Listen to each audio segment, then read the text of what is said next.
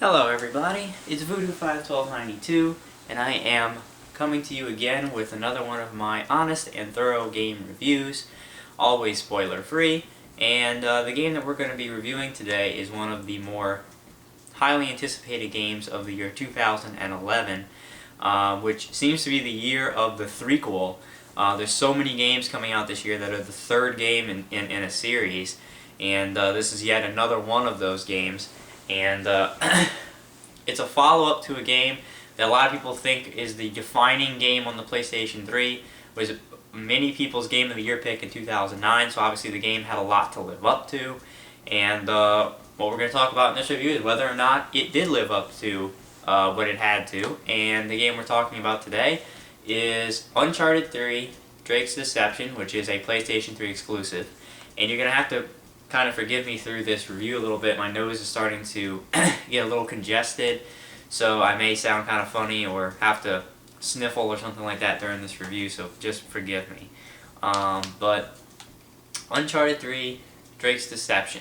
And Uncharted was, for me, when I played the first two Uncharted, I loved them.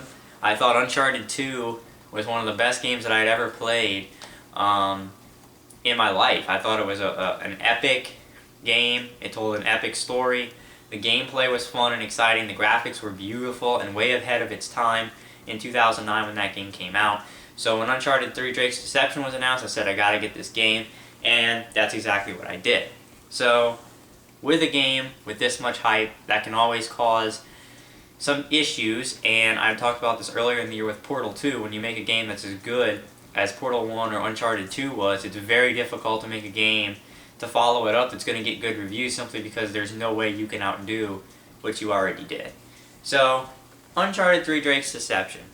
The first thing we need to discuss, obviously, is the campaign, which is the heart and soul of this game. And don't let anybody else tell you differently. Okay, because the campaign is where this game shines. It's not the only place where it shines, but it's a big part. And the gameplay of Uncharted 3, if you're familiar with the Uncharted series, it's the gameplay that everybody would expect, the same gameplay that's been in the first two Uncharted. You're going to have, platforming, which is usually fun and interesting. You're going to have some puzzle solving that you need to do. You're going to have third-person gunplay, which you're accustomed to. And obviously an epic story that takes you on yet another treasure hunting adventure. And basically, to give you a very general summary of the plot of Uncharted 3 without spoiling anything, basically it's a big game because the team, Drake and his compadres, are finally going to find out Sir Francis Drake's secret. And basically what this secret is he sailed from England, and I forget where he was going to, but he in his log he said it took him 6 months to get where he was going, and they find out, they realize that he was much too good of a sailor to have taken 6 months. It would have only taken him about a month. And so the big secret is, why did it take Sir Francis Drake so long, and why wherever he went was such a secret that he withheld it from the Queen of England herself.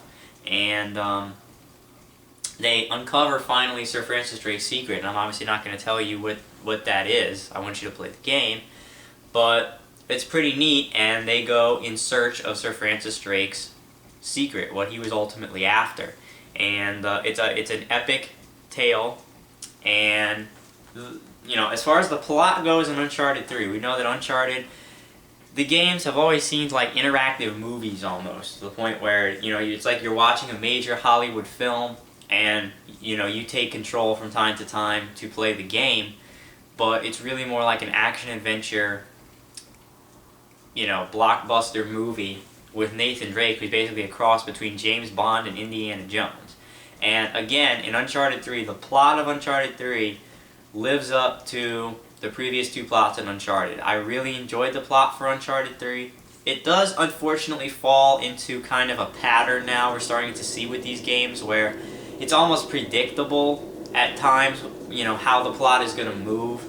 And that's a little disappointing that they kind of are just using the same formula game after game where you kind of know how the game's going to end a little bit in advance, but there are some twists and turns in the campaign of this game that you do not expect, and really it was interesting. It felt like its own campaign. It didn't feel like a rip-off of Uncharted 1 or Uncharted 2, even though it did at times follow the same formula. It felt like its own game, and the plot is immersive. Again, it feels like a major motion picture movie. You're going to be immersed in the plot, and it's going to be difficult to put the game down. I thought it was well paced. I thought that everything about the plot was good, and it lives up to the previous two Uncharted as far as the plot's concerned, in my opinion.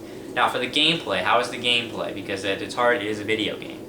Well, I have to say that there is one element of the gameplay that I think drags this game down, and it's really a shame because I think the game could have been a really near-perfect game if it wasn't for this, and we'll talk about it. But I thought that, for the most part, the gameplay was good and pretty much consistent with the previous Uncharted. And I'm talking about the platforming, again, was fun and creative at times, and you had a good time doing it. The puzzle solving was fun as always, and Uncharted puzzles have never really been that complicated. They've always been pretty simple if you think about it for a couple of minutes, but that doesn't mean that they're not fun to solve and to figure out. And there's puzzles in this game as well to figure out, and it's pretty enjoyable. Now, all of that I think is great. The one thing I think that really hurts this game, gameplay-wise, is the gunplay.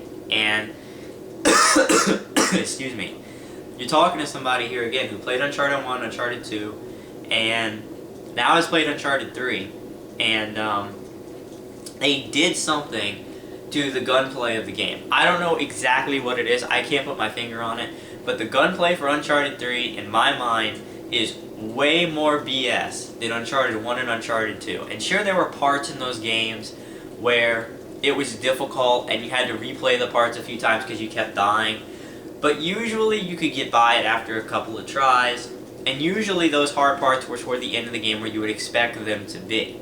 But this game, there were parts of this game, just rooms and rooms of this game, that took me somewhere between half an hour to clear out, and I'm serious. And it happened multiple times because it was so ridiculously hard and unfair. They put you in such these unfair situations and throw so much at you that there's really no way to beat it unless you just continuously play and play and play and play until you either get lucky or develop a pattern of taking out which enemy first and where they're going to spawn and when they're going to spawn and do it that way. But it's really hard, and honestly it's kind of bullshit at parts. And I'll give you a perfect example. There was one stage where I was playing and there was a bay or a marina with a bunch of small boats, and they were all scattered out throughout this body of water, and there were enemies around you that you had to fight, obviously. Well, after you die the first time, they spawn you in one of the worst spawn points you could possibly be in, okay? And I'm not kidding. You're sitting behind this barrier when you spawn, and it's open all around you, okay? On the right-hand side, you've got guys shooting you, okay, and tossing grenades. You've got guys charging in, which is a new thing that they have put in the combat of this game, where they just have random enemies, you know, with guns, like handguns and stuff like that, charge at you and engage you in melee combat, which I swear, I don't remember being in Uncharted 1 or Uncharted 2. And those guys are coming at you from the beginning. Then also on the right, you've got a guy sitting on a turret that kills you pretty quickly if you get in the way. Then in front of you, in the boats in front of you, you've got enemies over there. You've got a guy that spawns with an RPG. Later, you've got guys that spawn with sniper rifles. Then, on your left, you have a guy with a shotgun and all that armor, which has been in previous two Uncharted, but he seems even harder to kill in Uncharted 3 than he did in the first two. And it's just way, way overpowered. You can put clip after clip into this guy, he won't die. He spawns at random times to your left. Sometimes he'll spawn immediately when you do. Sometimes it'll be 2 minutes after you spawn. There's no pattern to his spawning. He runs up behind you. He usually spawns when you're not paying any attention. He runs up to you and he engages you in melee combat. And basically when you're in melee combat with the shotgun guy, you can forget it because it would take like 3 minutes of melee combat with him to kill him. And the problem with these guys who rush you is, and it's not just in this part, it's in really the whole game, is when these guys rush you and hit you, okay, they basically stun you. And if you're in cover and they come up and punch you, it knocks you out of cover and you're completely exposed. So in this particular level, if you don't kill these guys before they run up and hit you, they punch you, then they knock you out of cover, and they basically stun you for upwards of a full second or more when you can't do anything. Meaning, you can't move, you can't roll, you can't get back into cover, you can't fight back, you can't shoot, you're just stunned. But the whole time you're stunned, all the other enemies just start raining hellfire on you. So it's really annoying in multiple parts of this game when you're sitting there in cover and some guy runs up behind you or something like that and punches you, and it makes you stand up out of cover and you're stunned, and everybody just rapes you with ammo and you die. And it happens repeatedly. It's very, very annoying.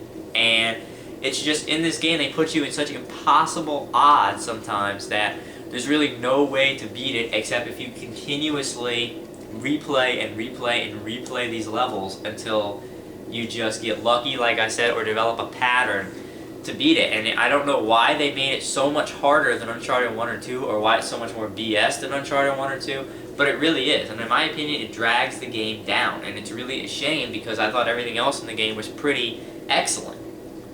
Except for that, and people have been complaining about the gunplay in this game. I'm not the only one who's noticed it. There's also apparently something with the aiming, which I honestly didn't notice, but apparently Naughty Dog has tweaked the aiming in Uncharted 3, so it's harder now to aim your gun than it was in Uncharted 1 or 2, and people are having a big fit about it because it makes the game even harder. Maybe I didn't notice it, blatantly, but maybe that's one of the reasons that I found the game a lot harder as far as the gunplay wise. Now, it's not always bullshit. Usually, it starts about 50% of the way through the game. That boat scene is about halfway through the game. From then on, it's pretty much BS. And what was funny was, some of the last fights, they were difficult, but I actually beat them in less time than I beat some of these fights in the middle of the game because they just seemed easier. And it really didn't make any sense. It was very odd why they would put you in such hard conditions so early in the game. But other than that, pretty much everything else is pretty excellent. The graphics, again, are amazing.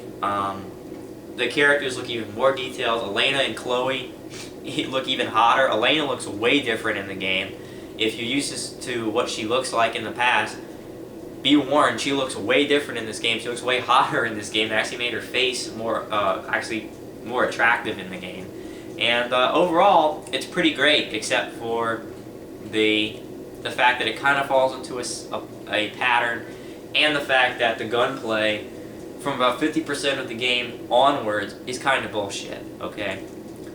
Also, it took me about 10 hours to beat the campaign of this game, but that's with me dying a whole lot. So if you did like a speed run of the game where you were really good at the game, you could probably beat it in 8.5 hours maybe, which puts it a little under Uncharted 2. It's a little bit shorter, but still a good length for a game, I think. So, now let's talk about, again, excuse me, my nose, it's gross, but anyway, let's talk about the multiplayer of Uncharted 3, because you can tell they actually put a lot of work into the multiplayer of Uncharted 3, and it all started with the betas earlier this year. They were really pushing the multiplayer of the game. They wanted people to try it out and test it, and I hopped on and played some of the multiplayer. Now, to go over the game modes, you've got Team Deathmatch, you've got 3-Team Deathmatch, which is basically 3 teams of 2 people in Deathmatch. You've got Team Objective, which is my favorite mode, which is basically like, it cycles rounds of different game types, such as King of the Hill, such as, Deathmatch, such as a mode called Multi-Marked Men, where each team has a VIP marked on their team, and you gotta try to kill the other team's VIP while protecting your own. And it cycles rounds like that, and the first team to win 3 rounds wins the match. Then you've got a mode called Plunder, where basically there's an idol in the game, and you have to take it and return it to your team's base, almost like a modified Capture the Flag. So, there's some pretty good game modes, and they were pretty fun. Now, it does suffer from some of the things that you might expect a third-person shooter multiplayer to suffer from, with basically, like, if some guy charges you, because it's third-person, it's very difficult to, if he's in your face, you can't really aim at him because it's third-person, it doesn't really work like you might be able to in an FPS, where you can, if he's in front of you, you need to react, you can shoot right into him. Sometimes you don't know what's going on around you just because the third-person perspective can kind of cut off your, your peripheral vision, and so it does suffer from that from time to time. Now, the unfortunate thing was when I played, okay, and keep in mind, this was the Saturday of release week, so the game only been out maybe, what, 1, 2, 3, 5 days? When I played, almost everyone that I played against was all ranked like in the 30s, 40s, 50s, and even 60s. And of course, I started off at rank 1. So I was highly outmatched the whole night, and it was a shame because I really wanted to try the multiplayer, to play it and have fun, but I kept getting my ass handed to me because all these people apparently just didn't play the campaign and have been playing the multiplayer since release day, and were very much higher ranked than I was. There was actually, toward the end, I played a couple of matches of free-for-all where I actually found a lobby with the highest ranked guy, like 20. And the first match I played in that room, I won the free-for-all match. The second match I played, I came in second place, only to the guy who was ranked in the 20s. So once I got to play with people my own rank, I did a whole lot better. But it was kind of disappointing that everybody was such a higher rank than me because I really didn't stand much of a chance. But the multiplayer for Uncharted 3 is pretty good. I have to say, it's pretty fun, it's pretty enjoyable, and there is bullshit here and there. It's definitely not a perfect multiplayer, it's not like an elite multiplayer, but it is a nice addition to the game. Now keep in mind this is a Sony exclusive, and because of that there is an online pass that you must purchase if you don't buy the game new, which is a pain in the ass, but that's how it is now, and people just need to get used to it. So that's with the game, but I think the multiplayer is a good addition to the game. It's fun, and I think it adds replay value to this game, okay? Now, as far as the co-op modes, there are apparently 3 co-op modes. I played one yesterday. I played a set with my friend Brandon, who I've played many times with, and a fellow YouTuber who is TGP Gaming, and his YouTube channel is TGP Gaming HD, and we played the Adventure co-op mode, which is basically 5 chapter, so to speak, of kind of a little mini story that it's 3-player co-op, and you basically play through these stages, and it's like a mini campaign. And it was pretty fun, obviously, because co-op games usually are. It was actually surprisingly difficult. We played it on normal, and we did have some trouble here and there. There was one chapter where we actually got to the very end, the final boss fight, and we lost all of our lives and died. We said we're not going to replay it because the chapters are pretty decently long. They're probably about 20 minutes apiece. And we said we're not going to replay. We beat the other 4, but unfortunately I only have footage of the first 4 because for the 5th one I recorded, but because I was in such a hurry to get out to the midnight release of Modern Warfare 3 last night, I actually forgot to transfer them to my computer and erased them from my camera thinking I had. So unfortunately, we only have chapters 1 through 4, but we did play all 5 and beat 4 of the 5. And it was enjoyable. Again, it adds something to the game. It's something you can do for a night, There's a couple of other co-op modes, which is, I know one of them is like a survival mode, basically, where you need to, it's like horde mode or zombies or whatever, where you need to, hold off wave after wave of enemies. And there's another co-op mode, which I forget what it is, but, there's some decent multiplayer in Uncharted 3, competitive and co-op alike, that add to your experience when you're done the campaign. This isn't a game that you're just going to play the campaign and never touch again. I mean, the multiplayer does give you incentive to play this game more because it's actually pretty decent, okay? So that being said, overall, what is my rating of the game Uncharted 3 Drake's Deception? Did it live up to what it was supposed to live up to? And the answer is, of course, no. No game with that much hype ever can. It's not fair to the game, it's not fair to the development studio, and it's a problem, unfortunately, that happens when you put your all into a game like they did with Uncharted 2 and make such a masterpiece that whatever's coming after it is just going to fall short because you can't beat that, initial reaction of playing a game like Uncharted 2. There's no way you could make a game, even if it's just as good, that's going to live up to it. And so unfortunately, no, of course this game doesn't live up to it, but that does not mean that this isn't an excellent game, because it is. It is an excellent game. I think it is I'm gonna go on a limb here, and I'm gonna say this is a must purchase for PS3 users, because this is the defining series of the PlayStation 3, Uncharted.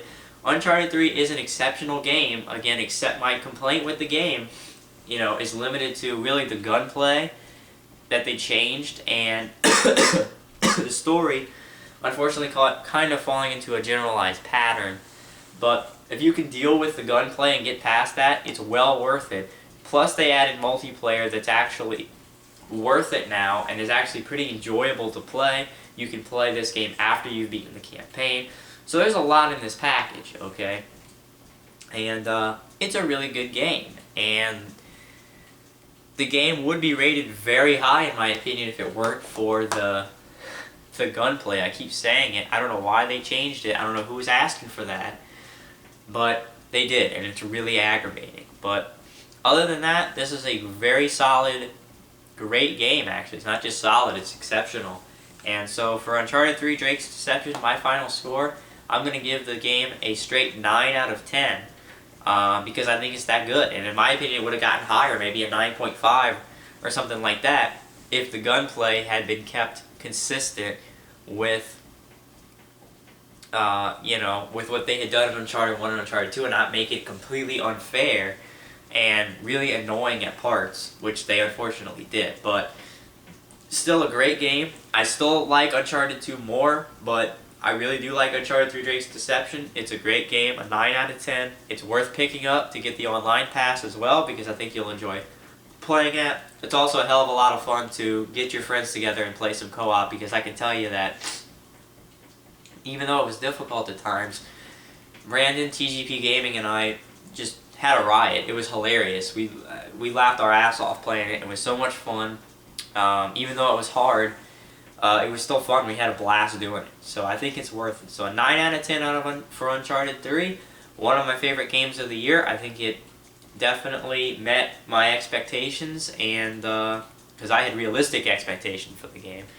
And I'm definitely happy that I put the money down to purchase the game, because I really enjoyed it. Okay?